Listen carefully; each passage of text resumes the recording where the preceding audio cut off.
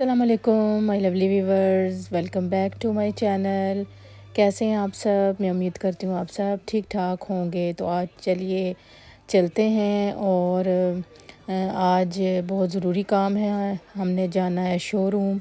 तो वहाँ चलें, आपको भी साथ लेकर चलते हैं और देखते हैं कि मतलब ये वाला जो शोरूम है, ये मार्क जो ओपेल है उसका है ख़ास तौर पे, बल्कि एक और मार्क भी है, 2 मार्क का ये बना हुआ है। तो हमने कहा चले पहले इधर नज़र मार लेते हैं, फिर उसके बाद फिर चलेंगे कहीं और भी। तो साथ रहिएगा। तो जिन्होंने अभी तक चैनल सब्सक्राइब नहीं किया वो सब्सक्राइब कीजिए, लाइक कीजिए और शेयर कीजिए वीडियोस को।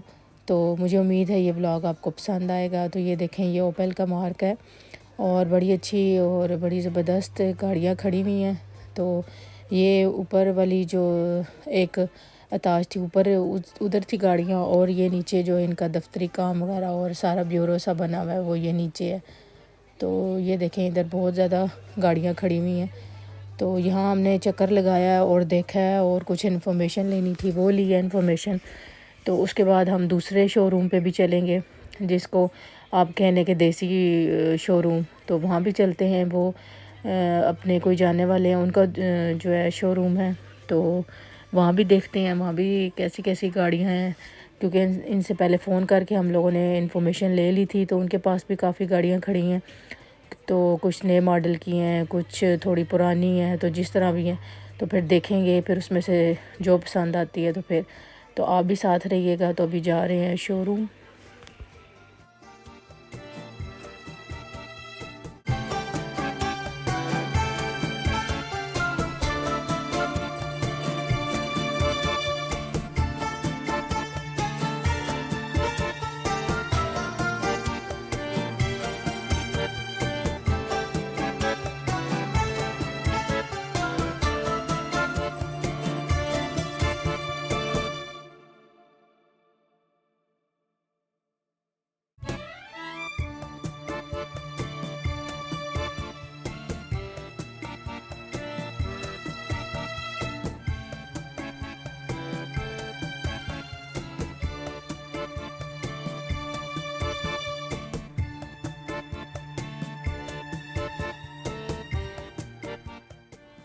तो ये देखिए, ये हम पहुंच चुके हैं शोरूम। तो इनका शोरूम जो है यहाँ अर्जंताई में है। तो बड़ा अच्छा और बड़ा काफ़ी बड़ा शोरूम है। इनके पास काफ़ी तादाद में गाड़ियाँ खड़ी हैं। एक ये इनका मेन शोरूम है, इसके अलावा भी थोड़े से आगे बैक साइड पे भी इनकी काफ़ी जगह इन्होंने ली हुई है, तो वहाँ भी काफ़ी गाड़ियाँ खड़ी हैं। तो हम लोग यही देख रहे थे, फिर बारी बारी चेक कर रहे थे। चले आए, आपको भी विज़िट कराते हैं, तो आप भी देखिए। तो ये जो सारी इधर खड़ी हैं ये यूज्ड कार है।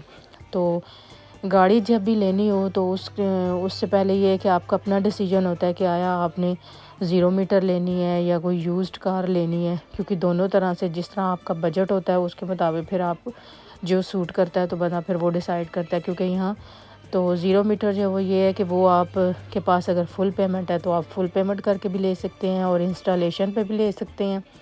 और इसके अलावा जो बैंक है आपका, मतलब जिधर अकाउंट वगैरह होता है, तो उनके ज़रिए भी आप ले सकते हैं। यानी अगर आपने आपके पास फ़ौरन पूरी पेमेंट नहीं है तो कोई मसला नहीं होता। कई ये शोरूम वाले होते हैं वो भी एडजस्ट कर लेते हैं, तो इंस्टॉलेशन कर लेते हैं। यानी आप थोड़े थोड़े करके ना हर महीने क्रेडिट पे ले लें।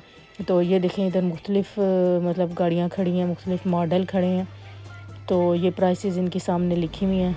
तो कुछ मॉडल जो समझ आएंगे तो मैं आपके साथ साथ मॉडल भी शेयर करती हूँ, बताती जाती हूँ। और कुछ की प्राइस मैंने साथ स्क्रीन पे मेंशन कर दी है।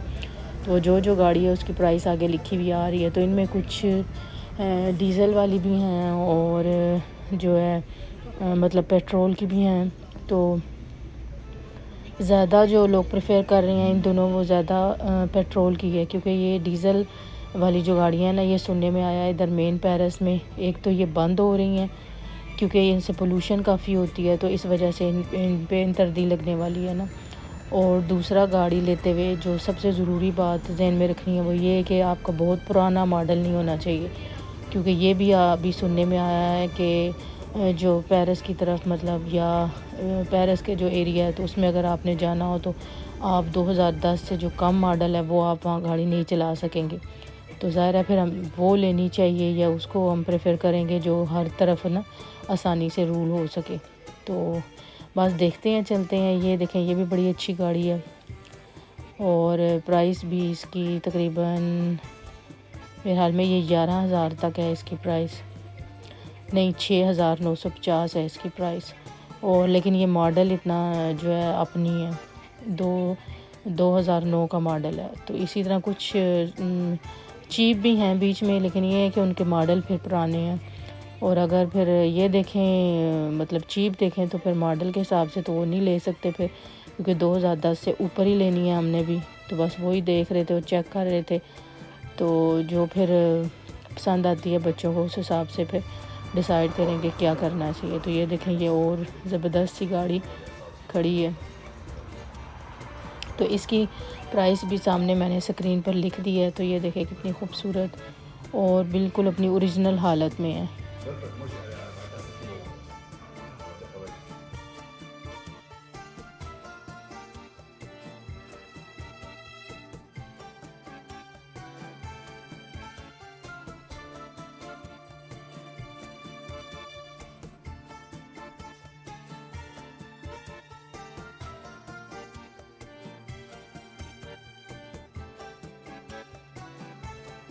तो ये देखें, ये भी एक और बड़ी अच्छी गाड़ी है ये भी, और कितनी ज़बरदस्त है। और मॉडल इसका चेक करते हैं क्या है। और प्राइस तो इसकी तकरीबन 14,450 ये यूरो इतने की बनती है। तो मतलब और है भी अप मॉडल है ये। और इसी तरह ये एक और है, इसकी भी कीमत देखें, ये 11,950 यूरो। और इसी तरह बड़ी बड़ी मतलब काफ़ी ज़्यादा खड़ी थी और भी। और इनका जो दूसरा गैराज है, मतलब एक और भी इन्होंने लिया हुआ है, उधर भी काफ़ी थी, तो हम लोगों ने वो भी देखी हैं। तो फिर देखेंगे, गाड़ी में बैठ के टेस्ट वगैरह करेंगे और बेटी मेरी देखेगी, उसको जो पसंद आती है तो फिर उसके मुताबिक फिर फ़ैसला करेंगे कि कौन सी लेनी है।